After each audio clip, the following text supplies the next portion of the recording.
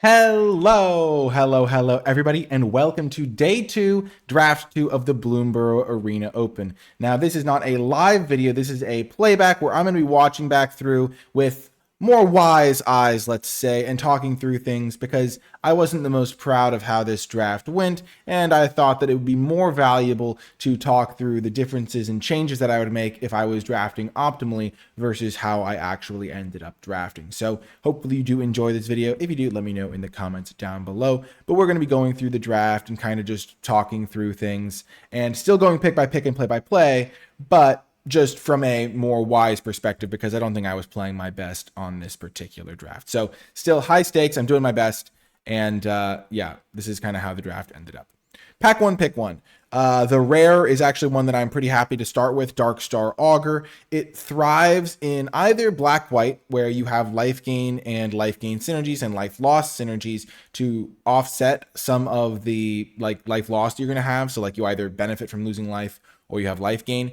It also can succeed in aggressive decks where you're on the front foot and losing life doesn't matter as much, which means that it kind of succeeds in most decks in the format because black-white has life gain, green-black has life gain because it makes a lot of foods, and then black-red is kind of an aggressive deck in the format as well. Blue-black, a bit slow and doesn't have as much life gain, so not as good there. There is Hivespine Wolverine, which I think is a good uncommon, Carrot Cake, which is a good common, but I think this is a pretty clear Dark Star Augur pick, and one that I was pretty fine starting with because it's pretty flexible as well, surprisingly flexible, fits into a lot of decks. You do have to be careful when using the Offspring mode on the card, only if you're really at 20 life do you often want to use that one, but in the early turns it can really take over the game with that mode. Now, pick 2 was really tricky for me, and it could be the start of where things went astray, honestly, because I had the choice between Manifold Mouse, which is a card that I have played with, but never, I played against, but never really with in a huge amount. It does, it has done some very powerful things against me, and it is a really good card in a red-white deck, but it doesn't really have that same flexibility. I just talked about how Dark Star Augur can kind of fit into that black-red deck, or it can fit into the black-white deck or the black-green deck. Manifold Mouse only really fits into black-green, not black-green, into into red-white. And that's kind of a problem with Manifold Mouse when compared to something flexible like Dark Star Augur, and they don't really fit into the same deck. Now, I was strongly considering here Hivespine Wolverine to go into black green, Carrot Cake to go into black white because they do pair better with the Dark Star Augur, and I haven't really drafted black red very much. I've played it in sealed a couple times, but I haven't really faced the deck all that much, and being unfamiliar with the deck you're drafting really can punish you. I was choosing between one of these red cards mostly, just because I thought they were a little bit better. But in retrospect, I think Hivespine Wolverine would have been a fine pick, and Carrot Cake would have been a fine pick. Both of those, just keeping it more familiar territory and more slow grindier decks is totally fine.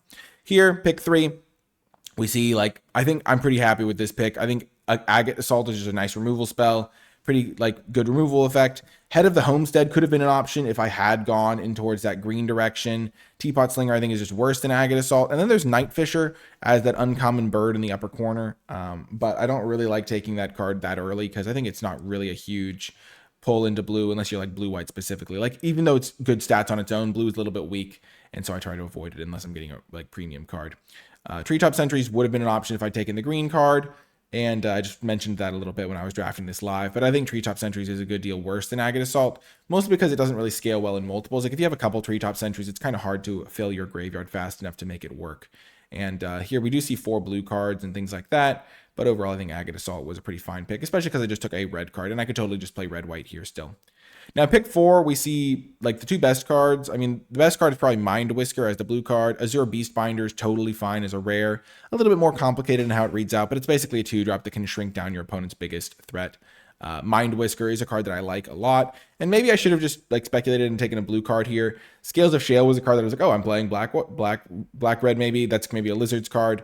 And this pack is pretty weak. I think Fountain Port Bell is a card that you could consider. I think 3-tree Root Weaver, maybe the green path through this draft works out a lot better, where I just take a few green cards after taking the Dark Star Augur. Just go green card into the Hivespine Beast, into Head of the Homestead, into 3-tree Root Weaver, and just have a solid start to a black-green deck. Or I could just take Mind Whisker here. I think 3-tree Root Weaver is fine, though, especially because I have been seeing some green cards. And then we get the 5th pick, Fireglass Mentor, and this was kind of okay, I can probably draft this black-red deck if I'm getting 5th pick Fireglass Mentors. There's nothing else too crazy in this pack. I could take like a Raccoon Rallier if I wanted to stay super flexible, but I do kind of want to play the Darkstar Augur, and my Fireglass Mentor can be like a good payoff. And this was kind of like unfamiliar territory for me again, because like I just haven't played the cards in the context of black red enough to know exactly when to draft them. I've played, I think, black red a couple times in sealed. And honestly, in retrospect, it's kind of just like it's one of those things where you play the format a lot and sometimes you just don't end up in certain decks. Like you play some decks multiple times and other decks you don't play enough. And so this is the sort of thing where in the future, I'm going to try to prepare a little bit more by maybe if I haven't played a deck leading up to these sorts of bigger events, like maybe at least try to find a little bit more on those decks to be feeling a little bit more prepared. Because I definitely felt like a bit more experimental, which I don't mind in drafts. But when you're drafting for high stakes in the Arena Open, it does actually matter a bit more to me to try and do my absolute best. And so knowing a little bit more was important. This pack is just kind of weak. I think the best card is probably Treetop Sentries. I don't love Kindle Spark Duo, but I think it's like a fine option to take just because I have some red cards already. I probably should have taken Mudflat Village though. I don't know why I kind of have some animosity against that card. I think it was kind of bad for me at one point and like I never really revisited it, but I think Mudflat Village would be a better pick here. Just gives me some more flexibility on casting my stuff. Then I get a Ravine Raider. I think it's fine to just get another cheap Lizard, especially because I just have the Fireglass Mentor. And this draft is honestly going pretty well. I think Black-Red was the most open color combination it ended up being. I've kind of just got solid cards in both colors. Maybe black isn't the most open. Maybe green would be a little bit more open, like red-green. But with the Augur and the Fireglass Mentor, getting black cards totally is fine. Getting an 8th pick, take out the trash is absolutely wild and a real gift here. And definitely at this point, I'm feeling pretty good about the way the draft has gone. I'm feeling a little bit nervous because I haven't drafted black red, as I said. But one of the reasons I'm doing this retroactively is so I can kind of share the insights that I learned from playing with the cards, because I thought that would be more useful than just me like kind of drafting the deck in this thing and not necessarily giving the most valuable commentary on the archetype. Here, I think Fountainport Bell is just a nice pickup, helps with your colors, can help with something like Kindle Spark Duo, just triggering non-creature spells a bit more. Though I have come to believe that Kindle Spark Duo is just not the best card. Like a 3-mana 1/3 is just too small in a format that cares about stats. Manifold Mouse has a similar problem where if it's not triggering other mice, it's not always the best. And like at this point, I'm kind of regretting the Manifold Mouse pick. And I get another card that just supposedly should help my colors a little bit more consistent. I don't love Dire Sight in my aggressive decks. I also realized while drafting that I probably, like in retrospect after I had played and stuff, that I probably could just like build a black-red value deck. In my head, I was like, oh, I have this Fireglass Mentor. I have to deal damage to my opponents. But I could probably have built just a very solid black-red value deck that just like had good cards. And I think that would have been more effective than what I ended up like trying to do. Here's like the first pick that I think is just like pretty bad. This is like a lack of experience combined with my natural instinct to experiment and try things. But in this pack, there is a Coruscation Mage that I think I should take here. It's like a 2-drop that can also be a 4-drop, can do some pinging, just a seriously good work card. And then there's a Reptilian Recruiter, which is a card that I've never played and never seen played, probably because it's not very good. But I'm like, oh, I'm black-red, I'm the Lizards deck. This is the card for me. And I'm like, okay, I was getting ready to make the right pick. I've got the Coruscation Mage all locked up. And then I was like, oh, but Reptilian Recruiter, it cares about me having lizards. And this is like the first deck where I've had a bunch of lizards to actually try this card out. And in the moment, I wasn't really thinking, oh, the card's just bad, that's why you haven't ever had the urge to play it. I was more so thinking like, oh, this is going to be really sweet when I steal my opponent's thing. And this is one of those picks that I wish I had done differently. It's just, yeah.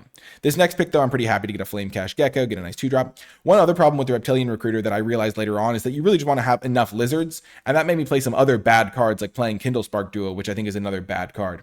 I don't love Coiling Rebirth, though it is maybe good with Reptilian Recruiter, as I'm noting. Glide Dive Duo can be a sweet top-end card, but getting a Flame Cash Gecko is great. And then here, I get like a Wix Patrol, which I think is just a good card. Again, this mid-rangey deck, I don't know why I didn't consider it more. I think it's because I took Reptilian Recruiter, honestly. Like, that entire card, like, defines this draft for me, where I just, like, play Reptilian Recruiter, and it just kind of, like, toasts me on every axis, which is another reason I wanted to make it this. Like, I didn't even consider Starkscape Cleric there, which is, like, a 2-mana 2/1 flyer in my presumably aggressive deck. Like, here there's an Alania's Pathmaker, which I could clearly just take and move more towards that value-type game plan I was talking about. I've got Wix Patrol as a 2-for-1. I could take this Pathmaker as, like, another 2-for-1, and just go kind of like a grindy deck, instead of like leaning towards aggro. But here I'm like, oh, Scales of Sheld is perfect for my Lizard's aggro deck, which doesn't necessarily even need to be an aggro deck. There's also Curious Forge, or maybe green would have worked out here for me after all. There's a Carrot Cake, but I don't think white was particularly open pack one. But I think, yeah, just Scales of Sheld, like having to lean that direction is just a little bit odd. And kind of like, as I said, using the phrase toasts me is kind of funny, but it just ends like much worse than it could have, I think, just because I felt like uncomfortable drafting the deck. And so I went level 1 with my drafting strategy of, oh, these are the Lizards cards. And like in my head, I was like, oh, I can just build some more aggressive elements. This pick was also just heinously bad. Like, this is another one why I didn't want my live commentary, because I don't think anyone will benefit from hearing my justification of Reptilian Recruiter over Feed the Cycle. It's literally just like a really good removal spell versus like Reptilian Recruiter. The thing is, I think Reptilian Recruiter in my head had haste. Like, I was comparing it in my head to Zealous Conscripts, which is like a 5-mana 3/2 that steals something and has haste. So you can get like some crazy damage swings. And then the first time I cast Reptilian Recruiter, I think I realized it didn't have haste, and I was like, oh no, I've made a terrible blunder. Because like if it had haste, it would be a much better card, obviously. But yeah, I just took this. I was like, okay, I'll get a synergy piece. I don't need that much removal. I already have some removal spells.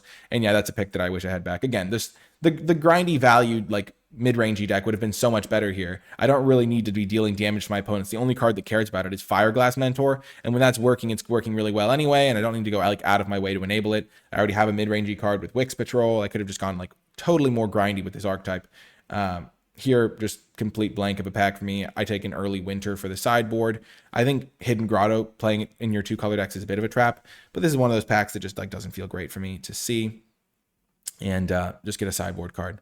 Getting Playful Shove this late was crazy. They'll pick 7, take out the trash also. Like, I think red was open. I think black was pretty open. I think I was getting the cards that I needed to play this archetype, or especially black maybe wasn't as open, but I was getting spotted the black a little bit because I had the Darkstar Augur. And Playful Shove, I think, over Take Out the Trash is a defensible pick, and one that I'm pretty happy with overall. I think that that's a close, but I think it's just generally like nice to have the upside of ping something, draw a card. And then I get a Pathmaker anyway. Nice little value play. I don't need Valley Rally. I'm not really that like Creature Swarm deck.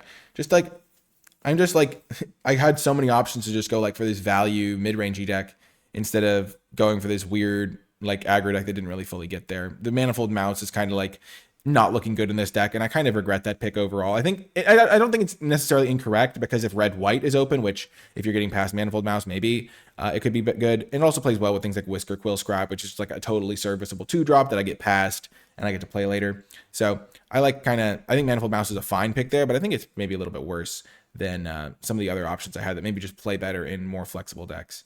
Like here, I could have just played a bunch of 2-for-1s and some more removal spells. Blooming Blast is like an aggressive card, but I don't really love that thing. I think I just take Thornplate Intimidator here because I'd rather just have a creature that can maybe scale to late game. I don't really care about a random 2-mana deal too. And then I get another Whisker Quill Scribe. Maybe I should have taken Fountain Port Bell here. Both cards like totally reasonable, but I kind of needed more 2-drops for the aggressive deck I was building in my head. This kind of, okay, you have to be attacking. It also plays with Manifold Mouse to get like those constant stream of loots. Giving it double strike is no joke. And then there's a little bit of synergy that you can always get with your Manifold Mouse, like giving something double strike attacking as a 2-mana 1/2 double striker at the very least. Plays well with combat tricks, all of that good stuff. Just having 2 Reptilian Recruiters here is just kind of not where I think I should be. I think I would have been better served taking pretty much the other cards at every opportunity. Here, this is like the worst pack I could have possibly opened. I definitely felt bad when I opened this because the only black card is Psychic Whirl and the only red card is War Squeak, and that's just absolutely horrific. And honestly, just a bit unlucky, just like the fact there's not a single good black or red card that's worth taking, but that's how packs go. Sometimes you can get past good cards. That's why you read signals, find the open lane, and all of that good stuff. And Fabled Passage, I think, is totally like reasonable to get here.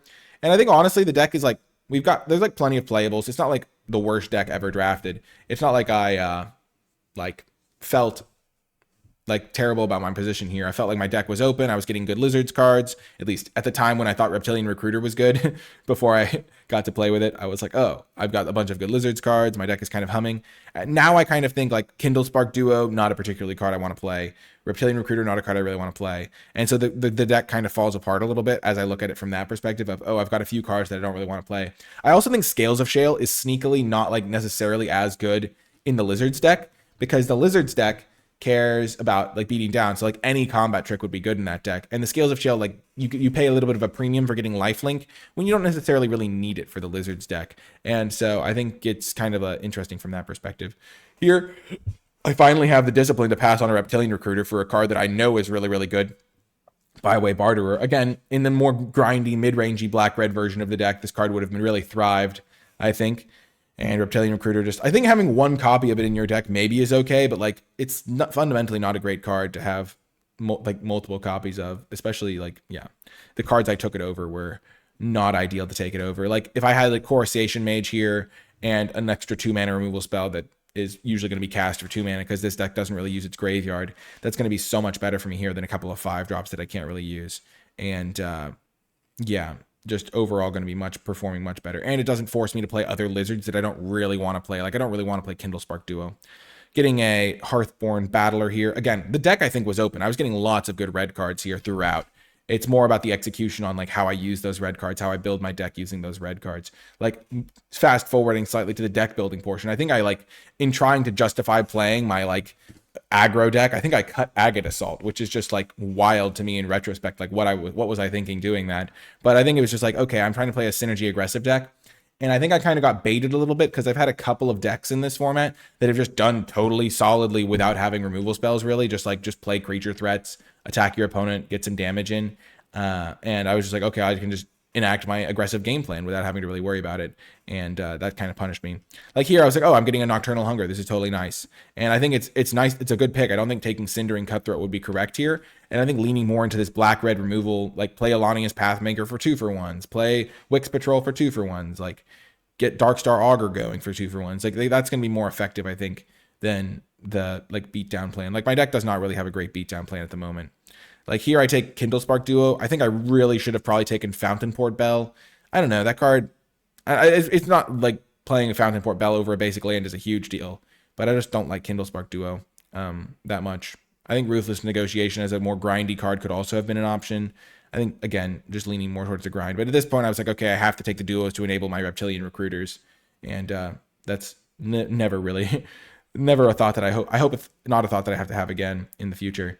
And then I just take a Whisker Quill Scribe here for curve purposes. It's kind of wild seeing Lunar Convocation. That card's really, really good. But I think red was super open this draft. I mean, I was getting super late Playful Shove, super late Take Out the Trash, great red cards late from both directions. I think red was definitely where I was supposed to end up. And then red pairing it because of the Darkstar Augur. Like I get another pick 7, Take Out the Trash. Like I was feeling like pretty good about that. I felt a little bit bad about passing Ravine Raider here because I think that card would have been good in this deck, but getting Take Out the Trash is nice. And it's honestly like every time I was getting a red card, I was like feeling like every red card I got, I was feeling a little bit better about passing that removal spell for a Reptilian Recruiter. I didn't take the Huskbuster Swarm partly because I have Darkstar Augur and flipping that just loses you the game. And I didn't really want to deal with that, but maybe should have just taken that card. I also didn't have like any self-mill, and I figured I might cut some of my creatures, which I ended up doing. But yeah, I think Huskbuster Swarm would have been more likely to make my deck than Valley Attack or whatever it's called. But yeah, the deck is totally fine here. Just some 2-drops, some creatures, but nothing exceptional. This is the opening pack. I got the Puppet. The Puppet was honestly like another lizard. It was also another mouse for Manifold Mouse. And it was another raccoon that I could use with my Take Out the Trashes, which I'd never really thought about before. But just getting the ability to discard extra lands with Take Out the Trash is pretty valuable. And 3-Tree Mascot was a card that I was actually like, okay, this actually like does some things. It's a lizard for this. It's a raccoon for Take Out the Trash. And that's honestly was kind of important. I wheeled Reptilian Recruiter and I was like, oh yeah, I probably could have wheeled every Reptilian Recruiter that I took, and felt a little bit like, that's a bit of a yikes. Here I take Might of the Meek, just get myself like a cantrip to go with the Whisker Quill Scribes and the Kindlespark Duos. I think this is a pretty fine pickup here, though it does like mess with my lands a little bit in some ways. Here I should just take the removal spell, I think, in case I need a sideboard to kill something in particular. Long Rivers Pull last. And yeah, that's kind of the build. The building portion is questionable. It's actually quite weak, I think. One of the reasons I didn't want to showcase this without external commentary was because I think the building portion is terrible. Like I have to make 5 cuts here. I think the obvious 5 cuts in retrospect are like some number of Reptilian Recruiters because 3 is too many. At that time, I was like, I had fallen into this trap of like, oh, I took Reptilian Recruiter over a good card, so I have to play it. When in reality, it's like you took it over good cards because you were not thinking you'd get 3 of them. And also it was probably a mistake to do that. And so you shouldn't double down on your mistake. But like I have so many playables here that I think I just cut I cut the Thornplate Intimidators. I think I cut the Alania's Pathmaker and I cut the Agate Assault. And that's just like really, and I cut like a land or something. It's just like not wise deck building. Like I could have leaned more into the 2-for-1 value side of the things. And instead I leaned into the weak aggressive plan that I had both in deck building and in gameplay. The only card I have that cares about dealing damage to the opponent is Fireglass Mentor and then minorly Flame Cash Gecko. And instead I'm just like, yeah, just going all in on damage. And this game, We're just kicking things right off into the action. Pretty great opening hand. Both colors, Fireglass Mentor. The deck really hums along when I have Fireglass Mentor going. Leading with Swamp here because I know I want to play Mountain on turn 2, and I want to get a second Mountain with Fountain Port Bell. Even though I have Wix Patrol, which is a double black spell, getting a second Mountain is going to let me double spell in the mid game with like Take Out the Trash plus Fireglass Mentor or something like that. So I know I'll need double red before I need double black. They play Pond Prophet, which is immediately my Nightmare scenario because I have a Fireglass Mentor, which now can't attack. And honestly, I think I shouldn't have played Fireglass Mentor here. I probably should have played like almost anything else because it's not going to trigger. And one thing I could have done is that exact play I described where I play Hearthstone Battler next turn. The turn after that, I play Fireglass Mentor plus Take Out the Trash, and all of a sudden I'm off to the races. Here I just play Darkstar Augur, just unkicked, just get some value, hopefully. And yeah, so pretty much here I'm just like already made some gameplay mistakes because I just like was kind of playing my cards on autopilot, which is never really where you want to be in your high stakes games. But that's kind of how it goes. I played my Fireglass Mentor. I probably should have a Manifold Mouse out there right now. Or, I mean, I think holding up Take Out the Trash would have been a bit extreme, but like, I think Fireglass Mentor into Take Out the Trash is going to be a better line down the road. They're sacrificing this. They are maybe missing lands or something like that, and that just gives me some confidence. Being on the draw, I was already kind of like, okay, that's not great for my aggro deck. But like, if I was a grindy mid-range deck, I just wouldn't care. Or at least not care as much. It's just like these little things that are like, I realized like thinking about it afterwards, I was like, what went wrong? And I was like, I want to share all the things that went wrong with all of my viewers. One thing that I know people think about is like, oh, do people only post the drafts that go well for them? And I'm like, well, I don't want to be the person that only posts the drafts where they win because it just makes people feel bad, honestly. It's like, oh, the person that I watch only ever wins and I lose sometimes. What am I doing wrong? And sometimes you just aren't playing your best. Like sometimes you can blame yourself. I think one of the things that I would like to contribute to the phrasing is like taking responsibility for as much as you can and then forgiving yourself for that. So it's like, okay, I messed up this, and this, and I'll take all the blame for that. And then you're like, well, I'll learn my lesson and do better next time. Like dwelling in on it is something that I struggle with sometimes and just being like, wow, I could have done that differently. And then just thinking that over and over and over instead of being like, okay, I could have done this differently. I'll remember to do that differently next time. Moving on. My opponent is just like clogging the board and I'm feeling more and more like unhappy about my like chances of actually punching through. They're at 20 life. My one redeeming thing is the fact they haven't killed Darkstar Augur, so I'm going to get so many extra cards here, presumably. And I have Wix Patrol for some value to grind through this board state. And the Hearthstone Battler to maybe do some stuff. But yeah, I draw the Reptilian Recruiter. I'm like, this card is just not doing much for me right now. So I kill their guy so I can start chipping through in the air. Because I want to start getting cards out of Fireglass Mentor.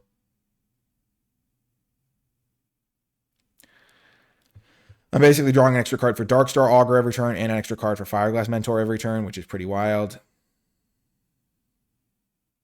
Here I hit another land, just what I need. The Whisker Quill Scribes were really not great in my deck, but I just in my head I needed these 2-drops. I needed these. I mean, even in reality, like the build I ended up going for was kind of an aggressive deck.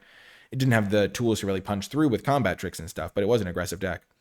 And now I get the second black for Wix Patrol, and I can play like Kindlespark Duo after Flamecat. I get to go Gecko into Kindlespark Duo, which is just like deploying so many threats to the board, really using my mana well. I was feeling pretty good about my odds here. Turns out when you're drawing 3 cards a turn, you can make any pile of medium cards look good. I think Kindlespark Duo here just like kind of sits there and pings them a couple times. Manifold Mouse has been in my hand and never really a card I'm excited to play here. Reptilian Recruiter, like what does it steal? It steals like a Bonebind Orator. I mean, it's like honestly, this could be just like I played Reptilian Recruiter in a matchup where it was just not good because my opponent had like infinite tiny little guys and never really played like a huge thing to steal. But it's also like, I don't know, first picking it and taking it over some of the cards I took was probably pretty bad. Especially because I like wheeled a copy of it and such. But yeah, Darkstar Augur just continues to just take over the game. And when your opponent doesn't answer that card, you just like win easily. So that's one of the reasons why I was pretty happy first picking it. It like totally fits into this black-red deck. It would have fit into a black-green deck. Pretty much the only deck it's not like perfect in is blue-black. And you can probably still justify playing it there. I'm just like trying to figure out how I can like push damage here. Can I enable other attacks? Not at the moment, maybe. I kind of want to save my removal. I kind of want to just get things going and see if I can hit anything with Fireglass Mentor before I make any decisions. Just like, oh, Reptilian Recruiter. It's just worse than playing Ravine Raider here. It's a 5-mana 4/2 Trampler. like you can get a 3-mana 4/2 very easily that has upside these days. So getting a 5-mana 4/2 trampler, you need some serious upside. And like stealing your opponent's biggest thing is really good in some matchups.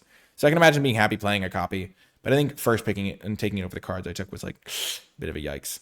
Hearthborn Battler continues to do work. And my opponent just hasn't cast spells this game, and I was feeling pretty confident. Like I knew I was going to win this game. There's like no way.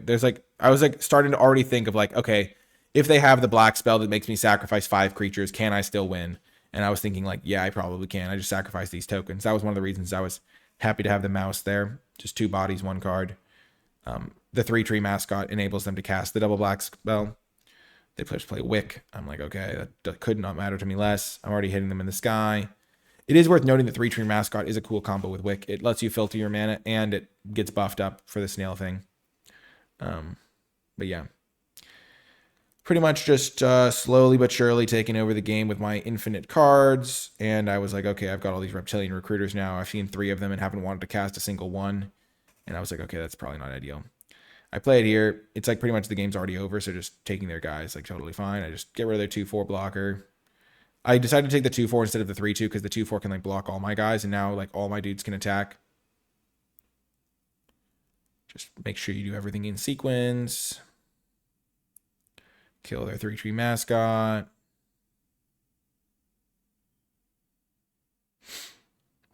And they concede.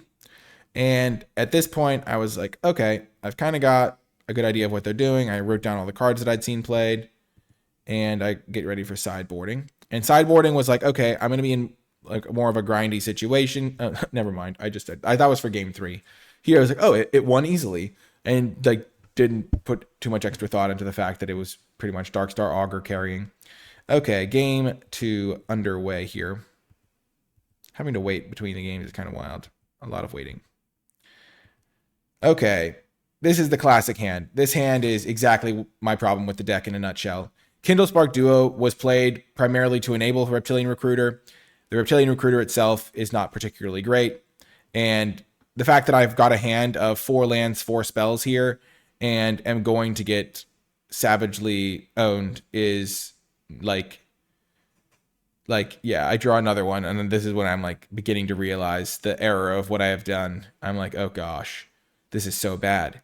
They play like Bandit's Talent, which I don't think is particularly great. They play Sticky Tongue Sentinel to pick it up again. And I'm like, oh, that Sticky Tongue Sentinel is going to hit me for like a bajillion damage because my 3-drop doesn't have power and toughness really. And my 5-drop doesn't have power and toughness really. And my cards just can't do anything against a 3/3. And this is like kind of the moment of realization. Like you can probably play 1 Reptilian Recruiter in your deck. I was like, okay, I'm going to play this Kindlespark Duo. I would love to save the Might of the Meek. I'd love to use it with the Whisker Quill Scribe, get extra pings out of the Kindlespark Duo. But I just need to find like anything that can like, I need to find a land first of all to play Reptilian Recruiter so it can trade with a Sticky Tongue Sentinel. Like Sentinel is just ruining my day. I'm taking so much damage. I'm just in so much trouble. And this is when I was like, okay, I wish I had drafted this archetype once before this instead of just playing it in sealed a couple times. Like I'd played the black-red cards. I had just never had to make the decisions on when to take them or seen them in like all of them in action, like the recruiter. And honestly, it's like sometimes you just don't draft decks as much. Like my friend that I've chatted with have drafted the deck. They've told me about it, liking it, and I've seen other people doing well with it. It's just once you play with the cards yourself, you get a whole new perspective. And I'm not trying to sugarcoat my here I was like, oh my gosh, this Uncharted Haven's going to stop me from playing my on-curve Reptilian Recruiter. I just wanted to get rid of spells. I probably should have got rid of the Reptilian Recruiter just because 2 of those don't really do much. And the gamble kind of pays off because I hit the Recruiter. It's also funny here. I should have 100%, or maybe not 100%, but there was a good chance I should have just given the Reptilian Recruiter haste. It can give itself haste. Like in my mind, I was like, oh, the Recruiter has haste itself. So that would have been a much bigger swing. But it doesn't. I knew that when I was playing it here, but like in my mind when I was drafting it, I think haste was kind of a part of the equation in my mind. But yeah, here I'm like, okay, I can trade with their 3/3. I've got a couple pingers rolling. If they play something huge, I can steal that. And instead, I'm just continuing to, like, they kill my 4/2, and all of a sudden, I'm just continuing to get destroyed by this 3/3. And just like, kind of a poor indication for the deck when a 3/3 ruins you this hard. Baker's Bane Duo getting kind of massacred. Turns out when you're not drawing 3 cards a turn, your weak spells kind of get exposed a little bit. And it's funny because at the time I was like, wow, I'm getting so unlucky. And like, as soon as I thought about it after the fact, I was like, okay, this was just like deck building. Like I put all these cards in my deck and me and my opponent drew like a similar number of spells, and their spells were just like so much better than mine that I'm just like I was like, oh, I've drawn so many extra lands here, which is not like the completely untrue, but like at the same time, it's like, well, I've also, all of the spells I've put into my deck, like basically can't block. Like I've put into these 1/3s that have been like basically just deal some damage to the opponent and not interact in combat, just because my opponent has played like bigger cards. But I think stats are just so important in this era of Magic. Like I just overspent for the board impact I was having, and my opponent just cast good board impact cards. They have this food token sitting here from the Baker's Bane Duo, which just like negates Kindle Spark Duo for like 3 turns. And it's not really just like, yeah, my hand has 2 lands in it. I can't really block their cards. I'm just kind of sitting here like, well, I really hope I can't play these lands because of Bandit's talent. I'm just like, okay, I really hope they have nothing and that they continue to have nothing, and then I draw all spells. I'm like, okay, I can trade off the 3/3. I'm taking 1 a turn, they're taking 2 a turn. They have this food, so they're at like 16 life. So like technically the race is like somewhat kind of maybe a little bit even. And then they just play that card. I'm like, okay, I can still no longer block with my Kindle Spark Duels. It was like, oh my gosh, this is such a tough spot to be in. And sure, if I drew like a couple spells here down the stretch, it could be kind of useful. Like Manifold Mouse, again, just not really the deck for Manifold Mouse. I'm like, well, I drew this card and I was like, wow, I got 2 chump blockers for their 3/4. And I'm like, that's just not really where you want to be when you're drawing your rare that you second picked. Obviously, in a red-white deck, it's better, but that's just not like an ideal card maybe. But yeah, I had these 2 lands I was keeping to protect from the Bandit's talent. I was hoping they missed on lands, on spells for a few turns. I would maybe buy some time with my chump blocking Manifold Mouse. And but if they just draw like 1 big spell ever to like buff up their Bramble Guard, I'm just in deep trouble. They get a cantrip, and then if they find like any spell, I'm just like, they just hit me with a huge Bramble Guard, a huge Baker's Bane Duo, and they have 2 foods, and it's like, okay, now I pretty much can't even win the race. Mind Whisker, I was at this point I was like, why are they splashing Mind Whisker? And also simultaneously, wow, Mind Whisker is really good here because they get to surveil a bunch. And yeah, this game is just over. They just hit me for 1 billion damage, and they can even sacrifice a food with their Moonstone Harbinger to get an extra buff. And yeah, I just scooped this one up, and yeah, I drew a 3/3 mascot. Here I was like, oh, I can go more mid-rangey and grindy. They had some mid-rangey cards, but I bring in the Agate Assault. I was like, okay, I want to be able to kill stuff. Obviously, I probably shouldn't be playing all these Reptilian Recruiters. They have like all these like value 2 for 1 cards. I should probably play my Alani as Pathfinder because that's also a value 2 for 1 card. And so then I think I cut like a random like Reptilian Recruiter and Kindle Spark Duo because I realized that those cards weren't very good. I probably should have just cut 2 Reptilian Recruiters, but that's how it goes sometimes. Getting to the game here, and I'm on the play this time, which was pretty important to me. I was like, oh cool, I'm on the play. This is awesome. So my opening hand had 5 lands, a Whisker Quill Scribe, and a Might of the Meek, which is honestly a borderline keep. I was like, okay, this hand could actually be close because Might of the Meek ditching a card is okay. But I mulliganed it, and the reason I mulliganed it, let's just go back to this because this is actually an interesting choice. The reason I mulliganed it was because Might of the Meek isn't really a spell on its own. It's like a cantrip that's going to draw like, let's just say 40% of a land and then let me get rid of one of my lands. And Whisker Quill Scribe isn't one of my best cards. And I have cards like the Darkstar Augur in my deck that can like bail me out of a mulligan situation. And here I have the Darkstar Augur and I just don't have a black source. And so I decided to keep this because if I hit a black source, which I have a decent number of, I'm going to be okay. And I thought that if I hit the black source, I was actually going to be favored because Scales of Shale plus Darkstar Augur against a predominantly like blue-green deck, like maybe they can't kill it as easily. And that could carry me to victory. And I also have like a Fountain Port Bell and a Fabled Passage and a tap land. So I have like 9 black sources or something of that nature to help me get there a little bit. And that was kind of my logic here on why I kept this hand.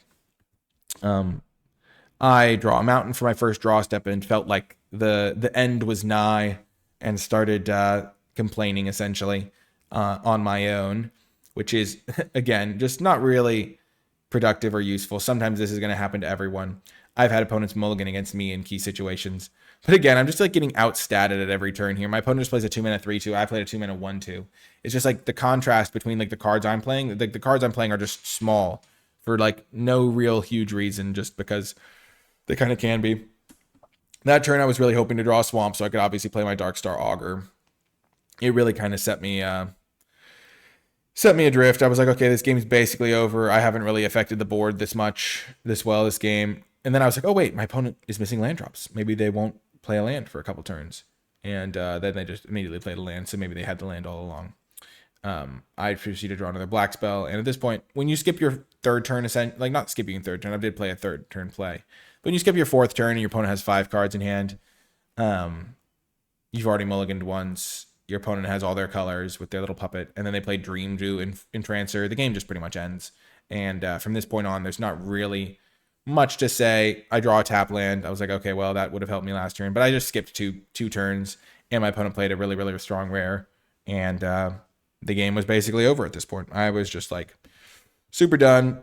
I made some questionable plays here. I played Pathmaker to get Agate Assault exiled, and I just like forgot to play the Agate Assault the following turn because like I knew the game was over, and I just like kicked a Darkstar Augur instead of killing their 3/4. Not that it really would have mattered when they have another Dream Trancer, but could have like done a lot better than I did here. I know I fast forwarded through that, but it's just like I played the Pathmaker, it traded off. I played the Augur. I could have also killed their 3/4, but I didn't. And they had 5 cards in hand. I was like, okay, this is not looking good.